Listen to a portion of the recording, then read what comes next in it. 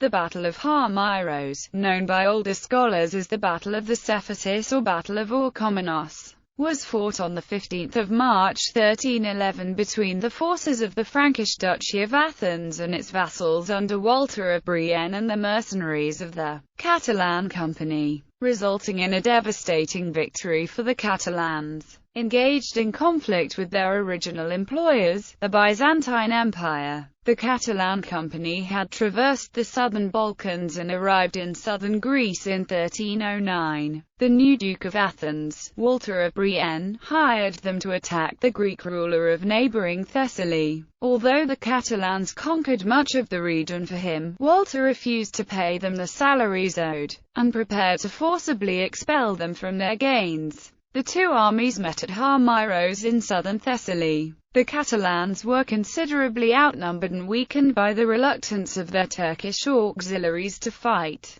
The company did have the advantage of selecting the battleground, positioning themselves behind marshy terrain, which they further inundated with water. On the Athenian side, many of the most important lords of Frankish Greece were present, and Walter, a prideful man and confident in the prowess of his heavy cavalry, proceeded to charge headlong against the Catalan line. The marsh impeded the Frankish attack and the Catalan infantry stood firm. The Turks, seeing that battle was joined in earnest, rejoined the company, and the Frankish army was routed. Walter and almost the entire knighthood of his realm fell in the field. As a result of the battle, the leaderless Duchy of Athens was taken over by the Catalans, who ruled that part of Greece until the 1380s. Background: in 1309, the Burgundian noble Walter of Brienne was selected as the Duke of Athens in Frankish Greece after the death of Guy II de la Roche. At that time the Greek world was in turmoil owing to the actions of the Catalan Company. These were a group of mercenaries, veterans of the War of the Sicilian Vespers, originally hired by the Byzantine Empire against the Turks in Asia Minor. Soon, however, mutual suspicion and quarrels brought about an open conflict. Evicted from their base in Gallipoli in 1307, the Catalans marched west through Thrace and Macedonia, until, pressed by Byzantine troops under Chandranos, they entered Thessaly in early 1309. The arrival of the marauding company, some 8,000 strong, in Thessaly caused concern to the region's Greek ruler, John II Ducas. Having just availed himself of the death of Guy II to throw off the tutelage of the Dukes of Athens, John turned to Byzantium and the other Greek principality, the state of Epirus, for aid. Walter of Brienne, who in his youth had fought against the Catalans in Italy, spoke Catalan and had gained the Catalans' respect, now hired the company for 6 months against the Greeks, at a high price. 4 ounces of gold for every heavy cavalryman, 2 for every light cavalryman and 1 for every infantryman, with 2 months' payment in advance. Turning back, the Catalans captured the town of Domikos and some 30 other fortresses, and plundered the rich plain of Thessaly, forcing the Greek states to come to terms with Walter. The Catalans gave Walter a remarkable success, which brought him accolades and financial rewards from Pope Clement V.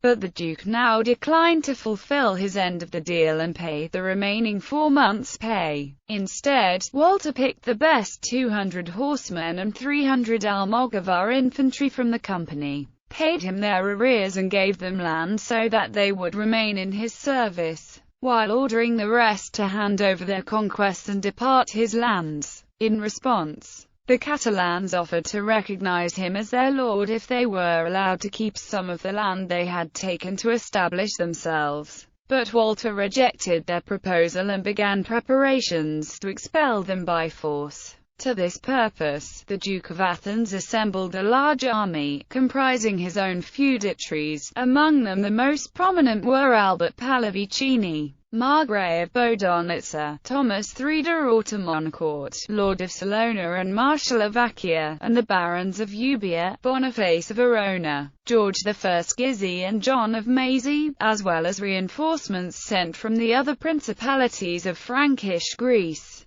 Battle. Three sources report in some detail on the events before and during the battle, all of them drawing on first-hand Catalan accounts and reflecting the Catalan point of view. The near-contemporary Chronicle of Ramon Muntaner, the Aragonese version of the Chronicle of the Morea, and the account found in the history of the Byzantine writer Nicephorus Gregoras. According to the Chronicle of the Morea, the Catalan army comprised 2,000 cavalry and 4,000 infantry, at least 1,100 of whom were Turkish prisoners captured during their previous campaigns, and whose skill as archers they had come to value. Many of these Turks had even converted to Christianity. The sources differ on the size of Walter's army. Gregoras reports 6,400 cavalry and 8,000 infantry. The Aragonese version of the Chronicle of the Morea puts it at more than 2,000 cavalry and 4,000 infantry, while Ramon Muntaner asserts that it comprised 700 knights and 24,000 infantry, mostly native Greeks. Modern scholars consider these numbers to be clearly exaggerated, but they do suggest that the Athenian army had numerical superiority over the Catalans. Ramon Muntaner and Gregoras place the site of the battle at the Boiotics Ephesus, which resulted in the identification of the battle with that locality in older literature, including the Standard History of Frankish Greece by William Miller, but also repeated in more recent works. The Chronicle of the Morea, on the other hand, places the battle at Halmyros, apparently the town of the same name in southern Thessaly. William Miller rejected this identification on the basis of the topography described by Muntaner, but the discovery of a 1327 letter by the Venetian statesman Marino Sanudo, which was not published until 1940 and which also places the battle at Halmyros, has altered the scholarly consensus, and Halmyros is now the commonly accepted site of the battle. Faced with a numerically superior, but less experienced enemy, the company assumed a defensive position, taking care to select a battleground that favored them. They chose a naturally strong position, protected by a swamp which, according to Gregoras, they further enhanced by digging trenches and inundating them with water diverted from the nearby river. The Catalans themselves took up positions on dry ground behind the swamp, arranging themselves in a solid line, but the sources give no further details as to their exact disposition. The Athenian army, on the other hand, assembled at Lamia. On the 10th of March 1311, Walter of Brienne composed his testament there and led his army forth. On the eve of battle, the 500 Catalans in the Duke's service, stricken by conscience, went to him and asked for leave to rejoin their old comrades in arms, saying that they would rather die than fight against him. Walter reportedly gave them permission to leave, replying that they were welcome to die with the others. At the same time, however, the Catalans' Turkish auxiliaries took up a separate position nearby, thinking the quarrel was a pretext arranged by the company and the Duke of Athens to exterminate them. Walter was reputed for his bravery, bordering on recklessness, and was confident of success, as evidenced by his haughty reply to the 500 mercenaries. Walter's pride and arrogance, combined with his numerical advantage and his innate belief in the superiority of heavy noble cavalry over infantry, led him to fatally underestimate his opponent and order a charge across even such an adverse terrain. Impatient for action, according to Muntaner, Walter formed a cavalry line of 200 Frankish knights with golden spurs, followed by the infantry, and placed himself with his banner in the vanguard. The Frankish attack failed, but the reason is unclear. Muntaner's description is short and provides no details, while Gregoras states that the heavy Frankish cavalry got completely stuck in the mud, with the Almokovars, lightly armed with swords and darts,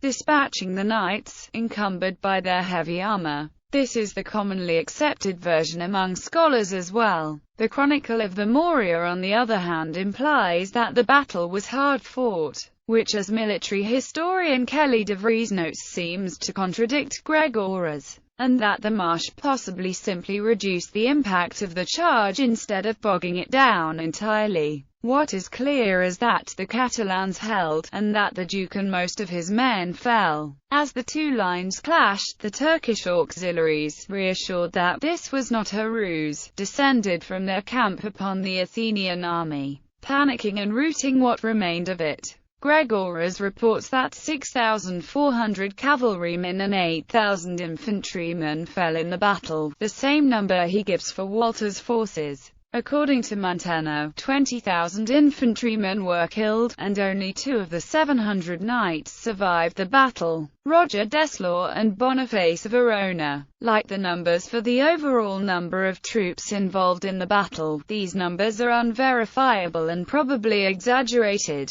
but they are nevertheless indicative of the scale of the Athenian defeat. In addition, other senior members of the Frankish nobility are known to have survived. Nicholas Sanudo, later Duke of the Archipelago, managed to escape the battlefield, and a few others such as Antoine Le Flamenc, who is known to have participated in and survived the battle, were probably captured and later ransomed. Walter's head was severed by the Catalans, and many years later was taken to Lecce in Italy, where his son buried him in the church of Santa Croce. Aftermath. According to De Vries, the battle was significant and perhaps even could be defined as decisive. Almost the entire Frankish elite of Athens and its vassal states lay dead in the field, and when the Catalans moved on to the lands of the duchy, there was scant resistance. The Greek inhabitants of Livadia immediately and willingly surrendered their strongly fortified town, for which they were rewarded with the rights of Frankish citizens. Thebes, the capital of the duchy, was abandoned by many of its inhabitants, who fled to the Venetian stronghold of Negroponte, and plundered by the Catalan troops, and finally Athens itself was surrendered to the victors by Walter's widow, Joanna of Châtillon. The entirety of Attica and Boeotia passed peacefully into the hands of the Catalans, and only the lordship of Argos and Nauplia in the Peloponnese remained in the hands of Brienne loyalists. The Catalans' Turkish allies however refused the offer to settle in the duchy, and instead, taking their share of the booty, departed to return to Asia Minor, only to be attacked and almost annihilated by the joint forces of the Byzantines and the Genoese as they were trying to cross the Dardanelles a few months later. Lacking a leader of stature, the Catalan company turned to their 2 distinguished captives. At first they asked Boniface of Verona, whom they knew and respected, to lead them, but after he declined, they chose Roger Deslor instead. Deslor proved unequal to the task, however, and the hostility of Venice and the other Frankish states compelled the Catalans to seek a powerful protector. Thus they turned to Frederick II of Sicily, who appointed his son Manfred as Duke of Athens. In reality, the duchy was governed by a succession of vicars general appointed by the Aragonese crown, often cadet members of the Aragonese royal family. The most successful of the vicars general, Alfonso Fadrique, expanded the duchy into Thessaly, establishing the Duchy of Neopatris in 1319. The Catalans consolidated their rule and survived a Briennist attempt to recover the duchy in 1331–32. In the 1360s, the twin duchies were plagued by internal strife, including a quasi-war with Venice,